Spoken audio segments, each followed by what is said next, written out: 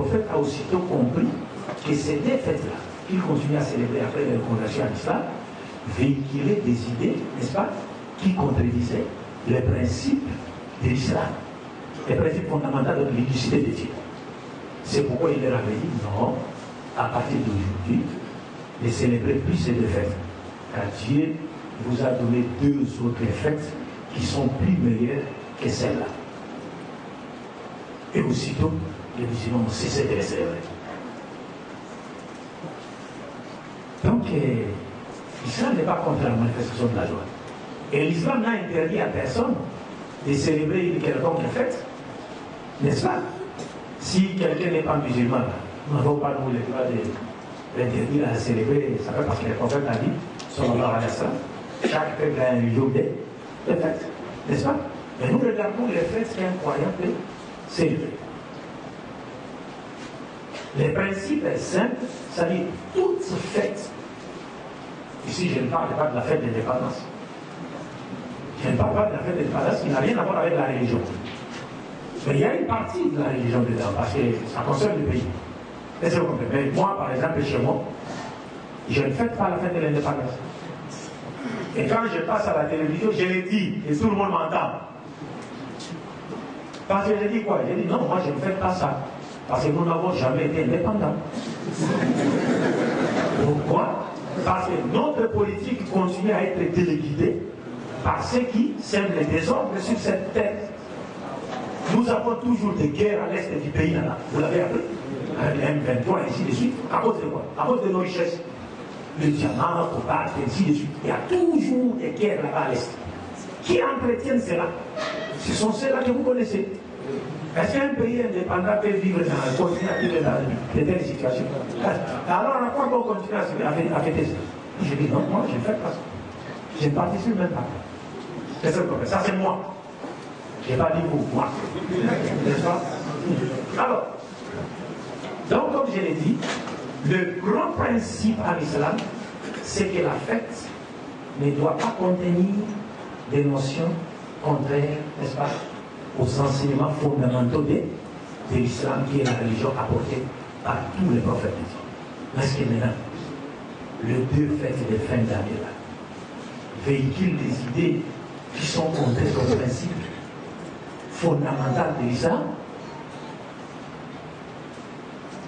Je ne dirais pas aussitôt oui ou non. Mais avant cela, je me dois de vous définir d'abord brièvement ces deux fêtes. Parce que nous avons des fêtes. La Noël et la Saint-Sylvestre. Vous l'appelez comment ici chez vous? Parce que chez nous on l'appelle Bon An. La fête du Nouvel An. Saint-Sylvestre. La Noël c'est quoi? Pour les chrétiens, d'abord littéralement, Noël c'est le jour de naissance. N'est-ce pas? Et pour les chrétiens, brièvement bien sûr, le président extrême en tout cas, pour les chrétiens, la fête de Noël veut dire le jour où Dieu est venu sur la terre sous forme humaine, à la personne de Jésus, en naissant d'une femme à la personne de Marie. Est-ce que vous comprenez ça? Pour les chrétiens. Parce que cette fête n'a pas existé à l'époque de Jésus. Ça a commencé au IVe siècle. C'est au IVe siècle que les Romains ont connu pour la première fois cette fête. 336 si je ne m'abuse. Et ils ont choisi la date du 25 décembre, qui n'est d'ailleurs pas la date de la naissance de Jésus. Parce que Jésus n'est pas né un 25 décembre. Non. Ça, c'était la date de la naissance du Dieu soleil, que les Perses adoraient, donc l'antique Iran, et que l'empereur Aurélien, un des empereurs romains, a amené à Rome. Donc il n'y a pas un seul, parce qu'il y a des preuves ici, tirées des documents même chrétiens, des dictionnaires catholiques et protestants, où ils nous disent clairement il n'y a aucune preuve sur la célébration de la fête de Noël dans la Bible. Et pas une seule preuve qui nous montre que cette fête existait à l'époque de Jésus, et moins encore à l'époque de ses disciples. Et même à l'époque de ceux qui sont venus avec après les disciples, les Tabériens. État bien Tabériens. Ça n'a jamais dit. Donc l'essence, comme je l'ai dit, pour les chrétiens, c'est quoi? Vous entendez, il y a des gens même quelque part qui chantent maintenant. Parce que là, c'est Dieu, l'enfant de Dieu. Il est le divin enfant. Et en même temps, Dieu est le Fils de Dieu. Le divin enfant. L'enfant de Dieu et en même temps, Dieu. Donc cette fête signifie pour les chrétiens, comme je viens de le dire tantôt, c'est le jour où Dieu a pris chair, il a pris corps, il est venu sur la terre pour se faire tuer à cause de nos péchés, c'est-à-dire mourir sur la croix, afin qu'à travers notre croyance à sa mort expiatoire sur la croix, nous puissions obtenir le pardon de nos péchés, en commençant par les péchés qui ont été commis par nos deux parents dans les jardins d'Éden, Adam et Ève, et que nous hériterions à notre naissance. C'est-à-dire un péché que nous n'avons pas, auquel nous n'avons pas participé, en théorie comme en fait. Donc, mais nous l'héritons à notre naissance. Et pour nos propres péchés, il est venu nous sauver de ça. Ça, c'est la signification de la fête de Noël. Et maintenant, sur le plan islamique.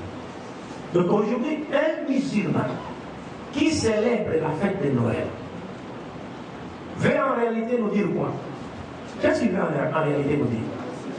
Il veut en réalité nous dire: je suis d'accord avec les chrétiens pour dire que Dieu est né d'une femme, qu'il est venu sur la terre sous forme humaine, mourir pour nos péchés. Et que ce que le Coran dit dans la sourate Ikhlas, lam yalid wa lam yulad, est totalement faux. Parce que Dieu nous dit dans le Coran, lam yalid wa lam yulad. Il n'a pas enfanté et n'a pas été enfanté non plus. Et bien vous croyez que Dieu a un enfant, il est venu d'abord comme un enfant, il est né d'une femme. Et vous vous joignez à ces gens-là pour célébrer la fête. Donc vous êtes d'accord avec l'idée qui est véhiculée par cette fête, comme quoi on fête la venue de Dieu sous forme humaine sur terre, mourir pour mourir à cause de nos péchés sur la croix pour que nous soyons sauvés. Et vous remettez en cause le message de qui? Le message de Mohammed sallallahu alayhi wa sallam qui a dit lam yalid wa lam yulad. Dieu n'a pas enfanté et n'a pas été enfanté non plus. C'est-à-dire, reproductivement, Dieu n'est sorti de personne et littéralement personne n'est sorti de Dieu. Et pourquoi? Le premier verset, Allahu Samad. Que signifie Samad? Les savants l'ont expliqué. Samad veut dire le souverain absolu et éternel vers qui tout le monde doit aller pour trouver les solutions à ces problèmes, parce que tous nous avons besoin de lui, mais lui n'a besoin de personne. Alors, est-ce qu'il y a avoir un enfant? Est-ce que cela ne veut pas dire qu'on a besoin de quelque chose? Nous on a besoin. Parce que quand nous voulons avoir des enfants, c'est pas besoin. Parce que nous pourrions avoir quelqu'un qui va perpétuer notre souvenir après nous, ou encore qui va hériter nos biens matériels. Est-ce que Dieu a-t-il besoin d'avoir un enfant? Pourquoi? Le Coran dit quoi? تكاد السماوات يتفطرن منه وتنشق الأرض وتخر الجبال حتى أن دعوا للرحمن ولدا وما ينبغي للرحمن أن يتخذ ولدا إن كل من في السماوات والأرض إلا آتي الرحمن عبدا. Peu s'en faut que les cieux tombent, que la terre se déchire. À cause de quoi? À cause de cette mécréance qui consiste à dire que Dieu a un enfant.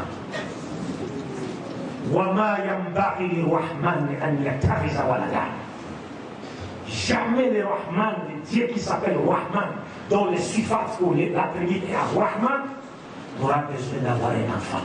Pourquoi? Parce qu'il est loin des besoins. Il n'a pas besoin d'avoir ça. Est-ce que Dieu aura-t-il besoin d'avoir un enfant? Parce que le jour où il tombera malade, cet enfant viendra à côté de lui, à l'hôpital. Il aura besoin de ça. Dieu aura-t-il besoin d'avoir un enfant parce qu'un jour il va vieillir et l'enfant te saisira par la main pour l'amener à la mosquée. وَمَا يَنْبَغِي الرَّحْمَنِ أَنْ يَتَّخِذَ وَلَدًا إِنْ كُلُّ مَنْ فِي السَّمَاوَاتِ وَالْأَرْضِ إِلَّا آتِي الرَّحْمَنِ عَبْدًا. Tous ceux qui sont aux cieux et sur la terre comparaîtront devant Ar-Rahman comme étant ses serviteurs seulement. Pas d'avant. Est-ce que vous comprenez ça? Donc c'est ouf. Comme le Coran le dit dans la sourate Tawbah. C'est ouf. Et quand vous fêtez cela, vous devenez comme eux. Parce que le prophète dit Man tashabbaha biqawmin fahuwa minhum. Celui qui imite un peuple, il devient l'un de leur. Donc celui qui fait ça, c'est un chrétien. Un musulman qui fait ça, c'est un chrétien. C'est un chrétien. Parce qu'il y a même des musulmans qui sont empressés à acheter des cadeaux, c'est là pour offrir à leurs enfants. C'est la fête. Mais tout ça, ça ne traduit que l'ignorance de leur propre religion. Et c'est ce qui tue. Parce que mieux vaut être fou que d'être ignorant. Parce que fou, vous êtes pardonné d'avance. Vous savez, vous allez faire des choses. Vous avez perdu la raison. Mais quand on est ignorant, et surtout lorsqu'on est 3 fois ignorant, c'est encore très dangereux. Vous savez, lorsqu'on est 3 fois ignorant, ça veut dire quoi? Ça veut dire que vous enseignez des choses et vous ignorez. Vous ignorez vous-même que vous êtes ignorant. Et vous ignorez que la personne qui vous a appris ces choses est elle-même ignorante. Donc vous êtes 3 fois ignorant, c'est la mort.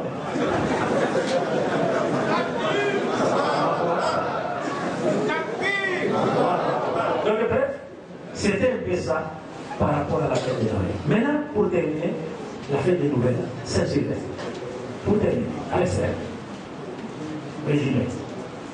D'abord, vous devez commencer par vous poser la question parce qu'on dit la Saint-Sylvestre, n'est-ce pas? Même Sylvestre, c'est un nom. Qui est Sylvestre? Et pourquoi a-t-il mérité cet honneur? On dit la Saint-Sylvestre. Mais Sylvestre, c'est le 33e pape de l'Église catholique romaine. Le 33e pape de l'Église catholique romaine. Et qui est né un certain 31 décembre. C'est pourquoi la fête là, c'est le 31 décembre au 1er janvier. Parce qu'on lui a dédié cette journée-là. Mais qu'a-t-il fait pour mériter cet honneur? Qu'a-t-il fait? Sylvestre Ier disait, donc c'est le 33e pape de l'Église catholique romaine. Pourquoi l'Église a fait cet honneur? Parce que le pape Sylvestre Ier est celui qui a pesé de tout son poids pour que la divinité de Jésus-Christ soit imposée sur toute la surface, sur tous les territoires de l'Empire romain, à partir au concile de Nicée à l'an 325 de l'ère Vipère. Il y avait un prêtre égyptien qu'on appelait Arius d'Alexandrie, qui était un chrétien. Il s'opposait à la divinité de Dieu. Il disait que Jésus n'était pas Dieu.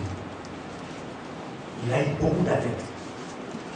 Toutes les tribus barbares, à l'exception peut-être des anglo-saxons et des francs, les autres 7, les Visigoths, les Allemands, les Burgondes, les Lombards, ainsi de suite, parce qu'ils étaient 10, il y avait plusieurs tribus barbares. Mais du moins ici, je fais allusion à des tribus barbares qui existaient dans les contextes politico-géographiques de l'Empire romain. Elles étaient à 10. Maintenant, il y avait 7 tribus barbares qui avaient embrassé, qui professaient la foi du prêtre Arius d'Alexandrie, selon laquelle Jésus-Christ n'était pas Dieu. C'est un problème. Jésus-Christ n'était pas Dieu. Mais comme Arius, la vérité d'Arius continuait à faire des victimes dans le rang des catholiques, d'ailleurs, quand vous demandez à un connaisseur de l'Église catholique, il vous dira que le plus grand danger qui s'est présenté devant l'Église catholique dans toute son histoire, c'était le cas d'Arius d'Alexandrie, qui niait la divinité de qui? La divinité de Jésus. Est-ce que vous comprenez? Donc, ils se sont arrangés pour convoquer les conciles de Nicée en l'an 325 de l'ère guerrière. Et ces conciles étaient présidés par qui? Par l'empereur Constantin le Grand. Les prêtres sont venus de partout. Et aussi des prêtres qui professaient la doctrine d'Arius, comme quoi Jésus n'était pas Dieu. Mais à notre grande surprise, d'après l'histoire de l'Église, ce jour-là, Arius, qui niait la divinité de Jésus, n'avait pas droit à la parole. Mais ses adversaires avaient droit à la parole. Est-ce que vous comprenez? Il n'avait pas droit à la parole. Par contre, ses adversaires avaient droit à la parole. Parce qu'ils savaient qu'il est facile de dire les mensonges, mais difficile de les soutenir. Vous pouvez parler, vous dites des mensonges sur quelqu'un. Il suffirait seulement qu'il se lève et prenne la parole. Et vous voyez aussitôt vos arguments tomber comme un château de cartes. Donc, ils ont privé Arius du droit de prendre la parole. Et Constantin, qui présidait les conciles, était lui-même jugé parti. Pour des raisons politiques. Parce qu'à l'époque, l'Église lui a proposé une chose comme quoi l'empereur, pour nous aider à mater l'hérésie d'Arius au sein de l'Église, et nous allons vous aider pour apprendre le quoi? Apprendre le pouvoir à devenir le grand empereur. Donc ce pacte a commencé à partir de là. C'est pourquoi vous verrez l'Union européenne, n'est-ce pas?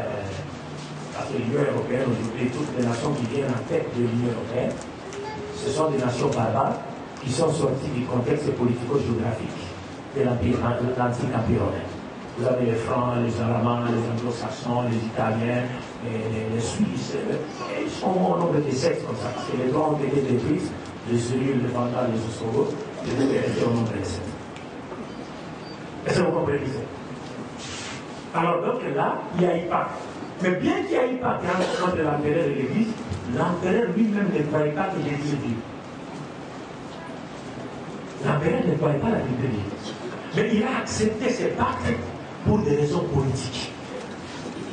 Pour des raisons politiques. Parce qu'il a continué à porter sa bague avec les signes du Dieu soleil. Et c'est l'empereur Constantin qui a imposé aux chrétiens le jour du dimanche. Ce n'est pas Jésus qui a demandé aux chrétiens d'aller à l'église le dimanche. Ce n'est ni Dieu, ni un ange, ni un prophète quelconque de Dieu, ni Jésus, et moins encore un de ses apôtres. Personne. C'est l'empereur Constantin, le 13 juin 323, qui a signé un décret faisant du dimanche une journée fériée réservée à l'adoration. Parce que lui adorait le Dieu soleil le dimanche.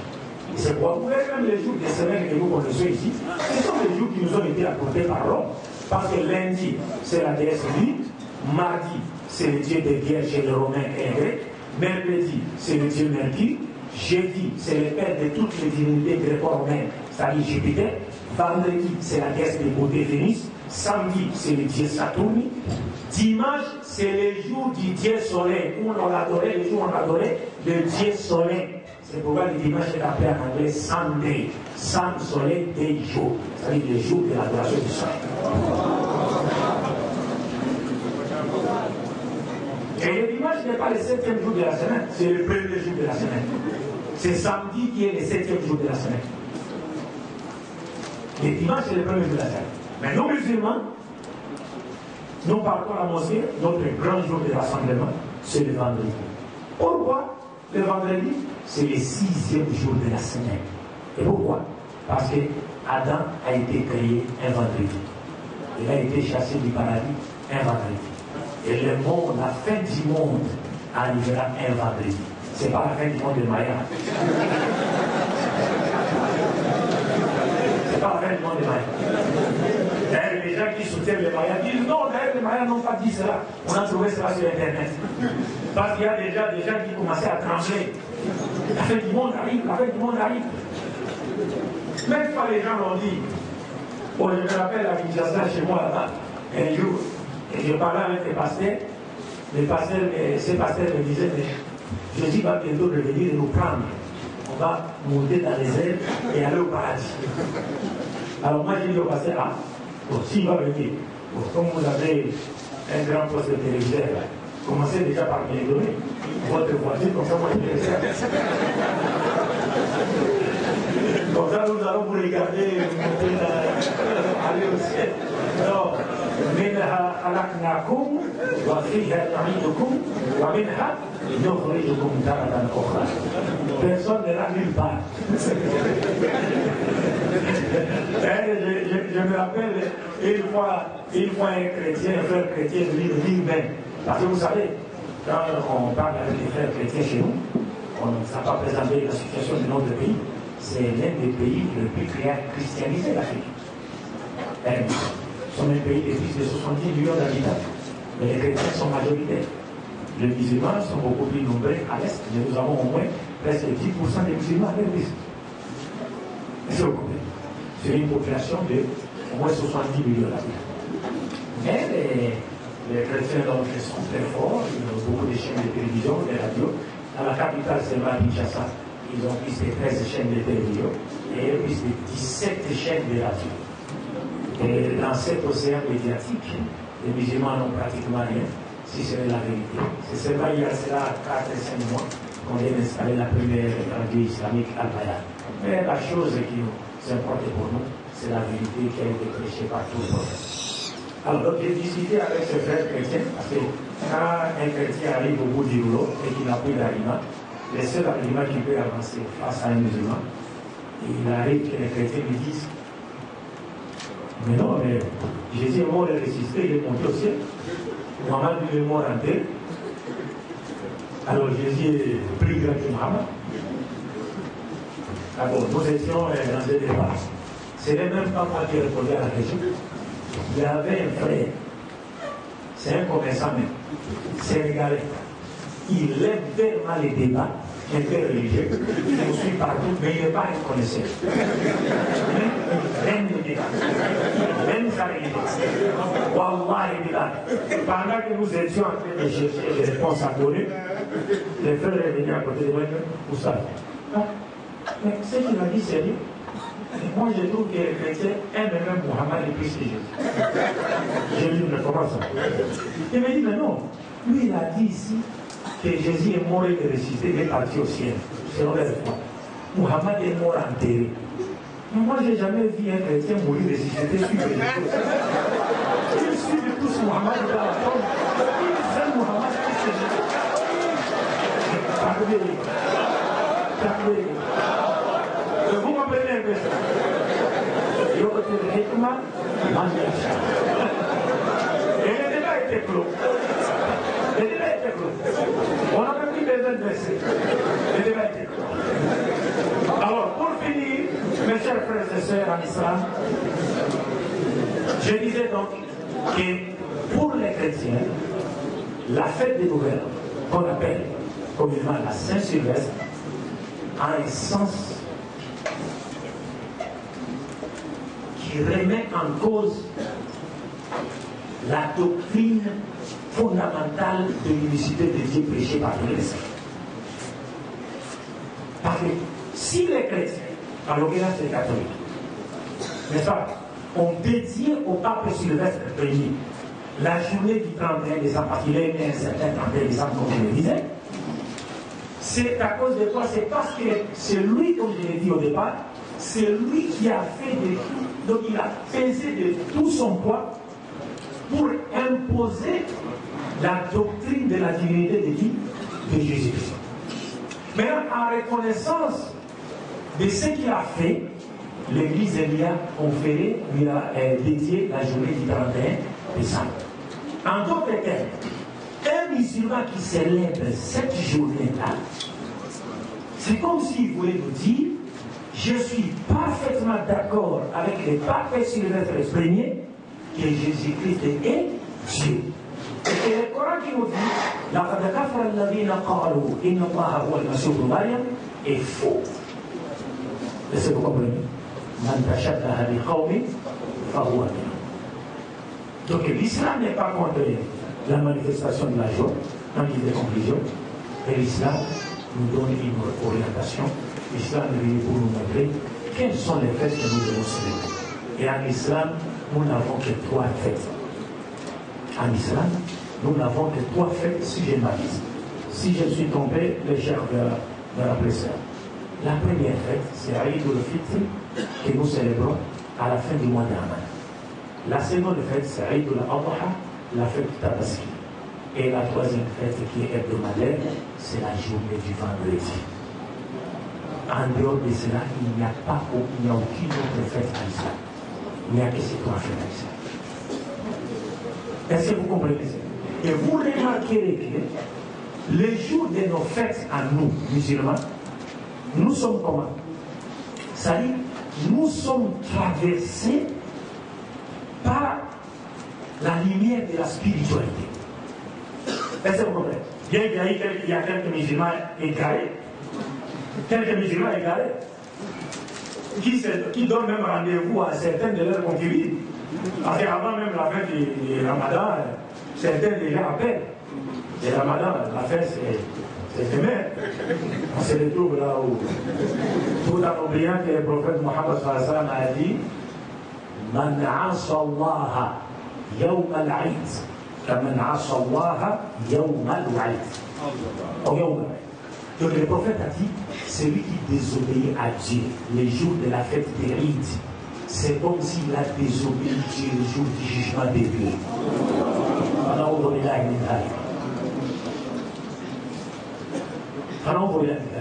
Celui qui désobéit Dieu le jour de la fête des Eid, c'est comme s'il a désobéi Dieu le jour du jugement de Dieu. Donc nous attendons le jugement pour vous lever pour dire derrière Allah, vous n'êtes même pas dit quelle sera votre sort. Est-ce que vous comprenez? Donc c'est un peu ça.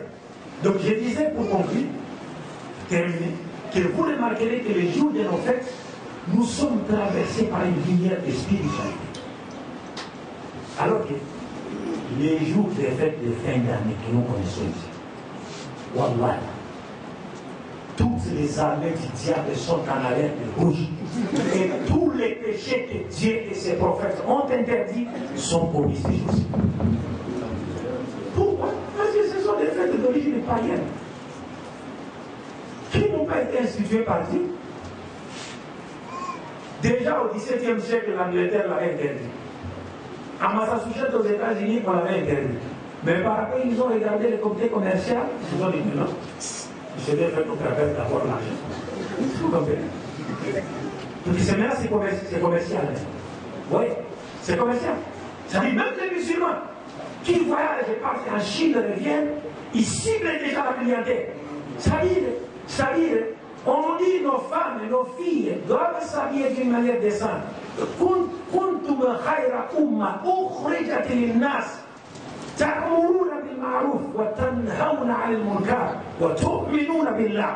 Et c'est les musulmans qui sont les premiers à apporter au pays des kenzo, des colas. Les femmes portent les jeunes filles, apparaissent devant les gens d'une manière indécente. C'est-à-dire c'est eux-mêmes qui travaillent pour dénider, n'est-ce pas, les filles et les femmes. C'est-à-dire, ils aident, c'est-à-dire, ils renforcent l'armée du diable pour détourner les gens de vraies valeurs spirituelles et morales enseignées par l'ensemble de l'usage. Nous devons faire très attention, mes chers frères. Je m'arrête ici par la grâce de Dieu. Wa sallallahu ala Muhammadin wa ala alihi wa ala jami'il anbiya wal mursalin. Assalamu alaikum wa rahmatullahi wa barakatuh. Wa alaikum salam.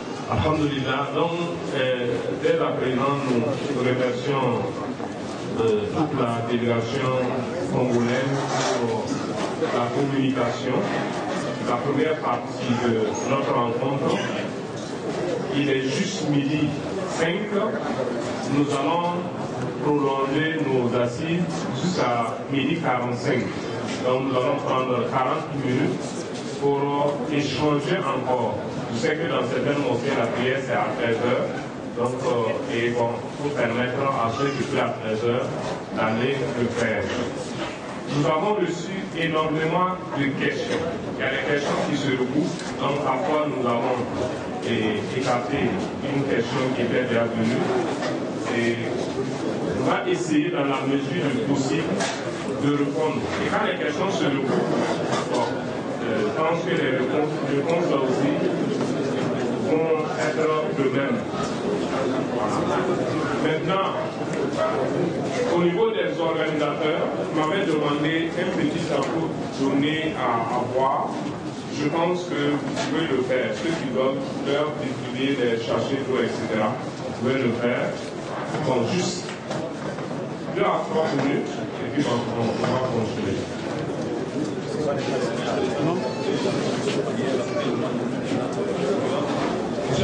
Au niveau de la commission qui s'occupe du culte et de la prière, on sera obligé pour une grande partie de l'assistance de faire la prière in situ ici. Donc il faudra veiller à ce qu'il y ait peut-être beaucoup de nattes et de voir tous les affiches pour ceux qui vont prier sur le site avec nous ici, Inch'Allah. Voilà.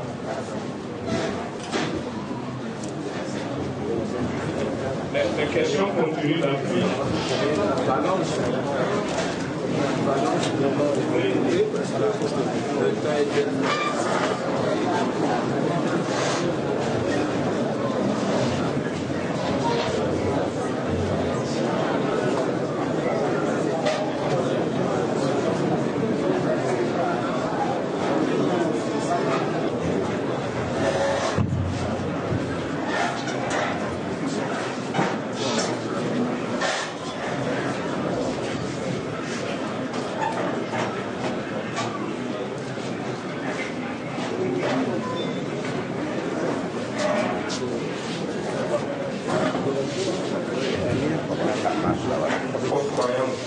Alors qu'ils font énormément des œuvres humanitaires.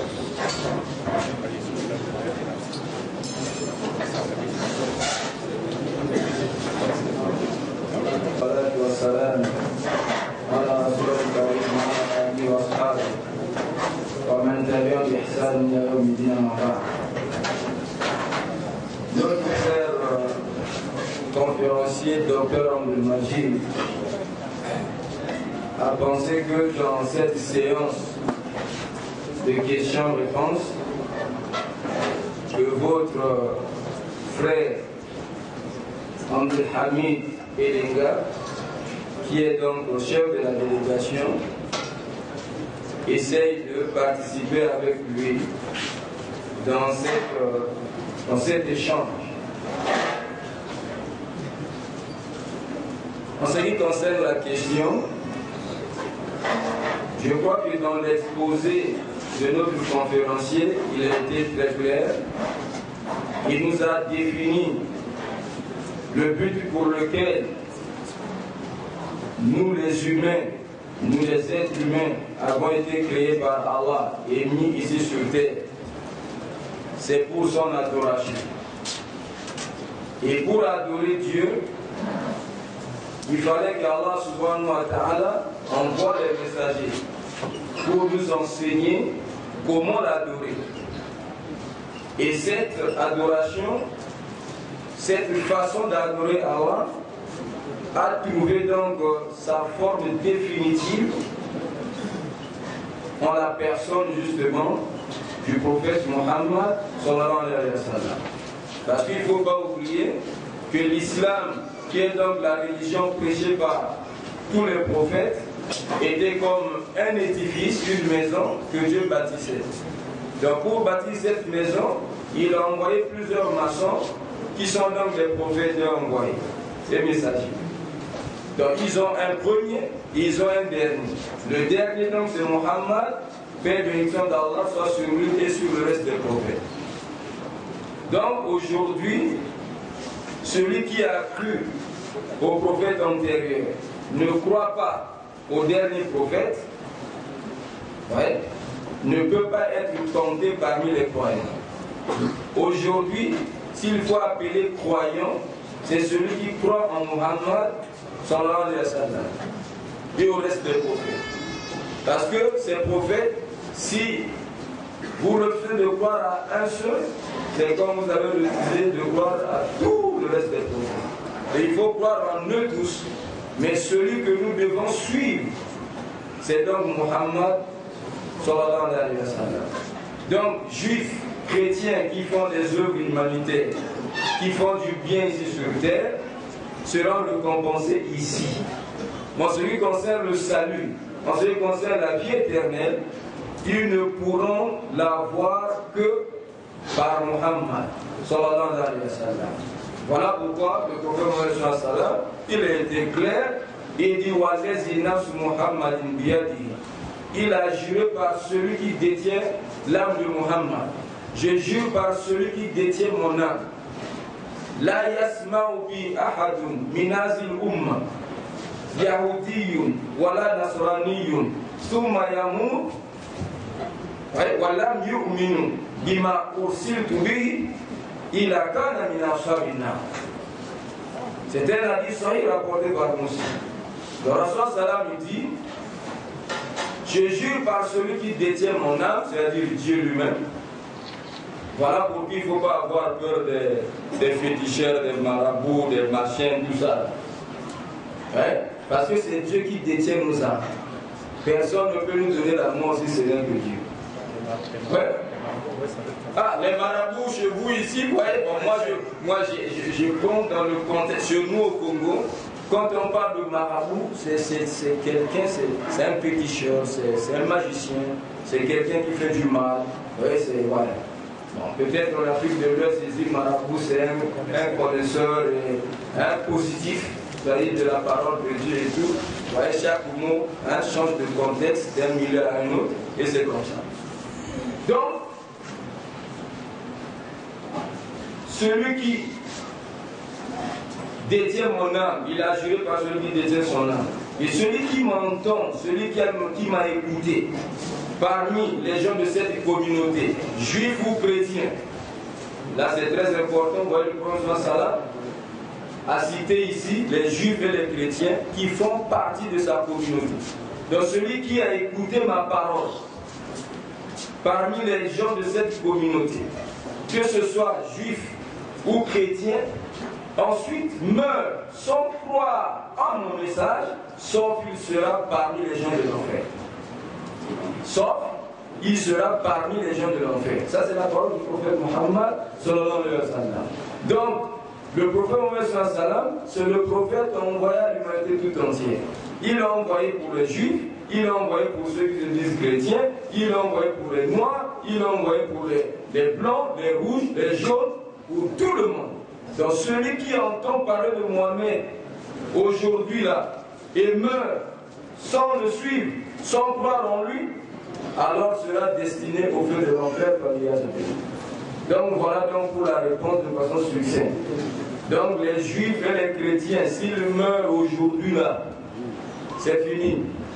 Ils seront destinés au feu de l'enfer pour y demeurer éternellement. Parce qu'ils ne sont pas des croyants, sont des mécréants. Maintenant, le volet de la question, c'est qu'ils font des œuvres humanitaires. Ça a été déjà dit. Allah va les récompenser ici sur terre. Ça n'a rien à voir avec le salut. Le salut, c'est qu'il faut croire en Mohamed, Père bénédiction d'Allah, et le suivre. Prier comme il a prié. Parce que c'est la dernière façon d'adorer Allah que Dieu a donné au prophète Mohammed sallam. Si vous regardez bien, c'est l'ensemble, c'est la somme de toutes les façons que les prophètes antérieurs ont adoré Dieu. Si vous voyez dans la prière musulmane, c'est la somme de tout ça. Il y a eu des prophètes qui ont prié debout, inclinés, prosternés. Vous regardez tout ça dans la prière musulmane. Merci. Au nom de Cheikh, est-il possible que vous nous donniez des preuves de la prophétie? S'il vous plaît. De Mohammed? S'il vous plaît, modérateur. Parce que j'ai encore quelque chose à dire par rapport à la première question. Parce qu'il faut qu'on se comprenne bien. Et vous savez, le Coran, Dieu vous dit dans le Coran, où le Coran nous dit, lorsque Dieu et son prophète se sont prononcés sur une chose, il n'appartient pas à un croyant de dire ou de faire le contraire. Ou de donner son point de vue à lui. Il n'a rien à voir avec le point de vue de Dieu et de son prophète. Ici, je vais Inch'Allah vous faire comprendre la question précédente qui a été posée. Mais avant cela, je vais demander à mon frère Abdul Malik de me lire un seul verset dans la Bible. Jean chapitre 15, verset 22. Là, c'est Nabi Isa, Jésus-Christ qui parle. Écoutez ce que dit le verset. Et vous allez comparer avec ce que Mohammed sallallahu alayhi wa sallam a dit. Jean chapitre 15, verset 22. Oui. Écoutez Jésus. Jean chapitre 15, verset 22. Si je n'étais pas venu et que je ne leur ai point parlé, ils n'auraient pas de péché. Mais maintenant, ils n'ont aucune excuse de leur péché. Celui qui me hait aussi mon Père. Tu peux t'arrêter même là. Mais quand il dit celui qui me hait aussi mon Père, ça veut dire mon Dieu. Dans la reste de la Bible. Mais la partie qui nous intéresse, c'est où? C'est laquelle? Jésus, la Péris, s'adressant aux Juifs à son époque, il a dit ceci. Si je n'étais pas venu, n'est-ce pas, et que je ne vous ai pas parlé, vous n'auriez pas péché. Maintenant que je suis venu, je vous ai parlé, vous m'avez entendu, vous m'avez écouté, mais vous n'avez pas cru. Sachez que vous êtes déjà jugés. Avez-vous compris? Ça veut dire qu'il montre aux Juifs que si je n'étais pas venu et que je ne vous ai pas parlé, vous n'auriez pas commis de péché. Dieu n'allait pas vous juger. Parce que même le Coran, Dieu dans le Coran nous dit, il ne punit pas un peuple sans lui avoir des péchés un messager. C'est la règle de Jésus. Mais Jésus leur dit, mais comme je suis venu, vous m'avez vu, je vous ai parlé, vous m'avez écouté, mais vous n'avez pas cru. Vous êtes déjà jugés. C'est-à-dire le fait de refuser de croire à un prophète, on est déjà jugé. Parce que la volonté divine veut aussi que nous respections la chaîne prophétique en croyant à tous les messagers de Dieu du premier au dernier. C'est pourquoi Mohammed vous le dit clairement. D'ailleurs, dans la question de notre frère ou de notre sœur, il y avait deux mots, deux peuples, juifs et chrétiens. Et les prophètes ici, tout le monde a entendu. Il dit, celui qui attend parler de moi, il jure par celui entre les mains de qui repose son âme. Il dit, si un juif attend parler de moi, ou un chrétien attend parler de moi, et le meurt sans croire à moi, il va tout droit en enfer. C'est le même qu'avec Jésus. C'est-à-dire, le juif qui a entendu parler de Jésus à son époque, si le meurt sans croire à Jésus, il va où? Il va en enfer. Maintenant, revenons à terre. Je vous ai posé une question ici sur le nom des présidents qui ont succédé l'actuel chef de l'État, n'est-ce pas? Quel sera le sort d'un Burkinabé qui ne reconnaîtra pas à son excellence Blaise Compaoré comme étant le président du Burkina? Mais il se limite à quoi? À un des présidents qui l'ont précédé. Il dit non, moi, pour moi, Blaise n'est pas le président. Moi, pour moi, ici, il est le président. Par exemple, il dit, bon, moi, mon président, c'est Sankara. Quel sera son sort lorsqu'on sait que selon la constitution burkinabéenne, c'est son excellence Blaise Compaoré qui est le président de la République? Quel sera son sort?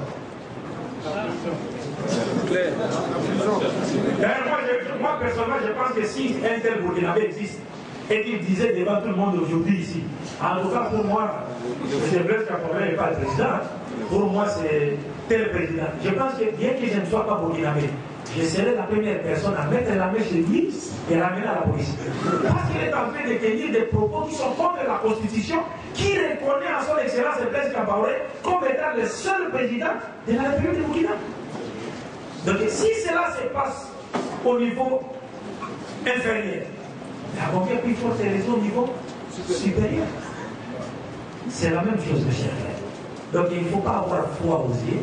Ce que nous devons dire aux autres, c'est que, bien sûr, vous avez écrit aux prophètes, aux messagers de Dieu qui sont passés avant Mohammed, mais aujourd'hui, là, votre foi sera parfaite.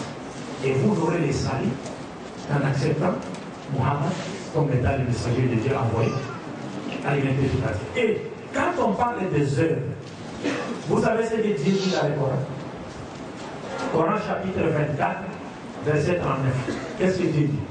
Je pense que nos chouros et nos imams sont dans la salle et ils connaissent ce verset. Écoutez ce que Dieu dit.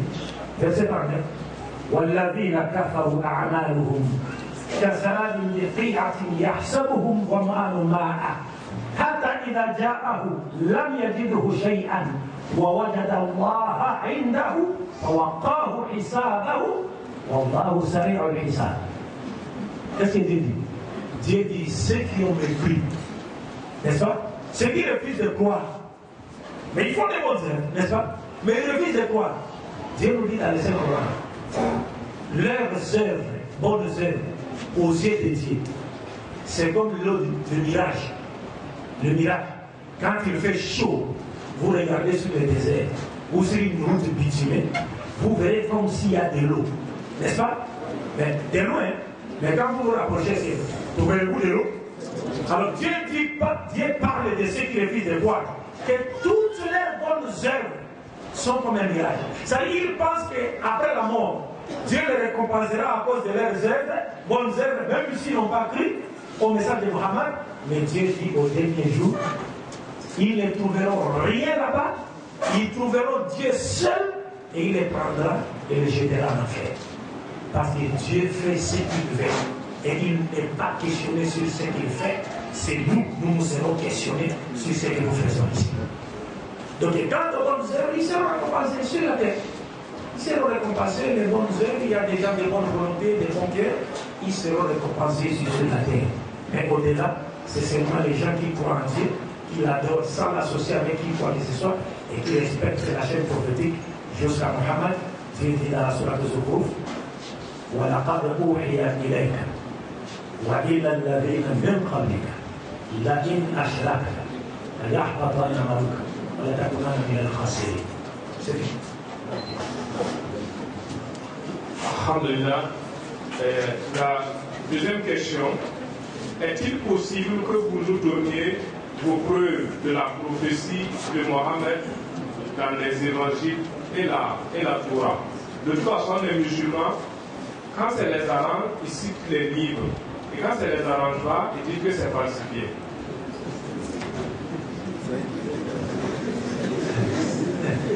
Moi, bon, nous remercions tout de même le frère ou la sœur pour sa préoccupation. Et nous pensons que il doit être un chrétien ou il doit être une chrétienne. Et comme nous l'avons dit au début de notre intervention, et nous ne sommes pas venus pour passer la foi de quiconque, et moins encore pour blesser les sentiments de quiconque. N'est-ce pas?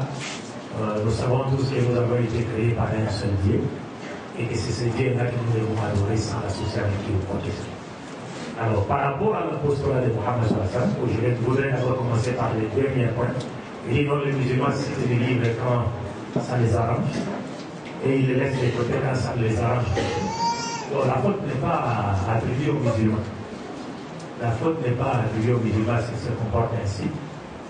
La faute est attribuée à ceux-là même qui ont écrit ces livres ou qui ont rédigé les livres de ces livres, ou qui ont fixé les canons de ces livres. Parce que vous devez savoir que nous, les musulmans, nous croyons à un livre que Dieu a donné à Moïse et qui s'appelle la Torah.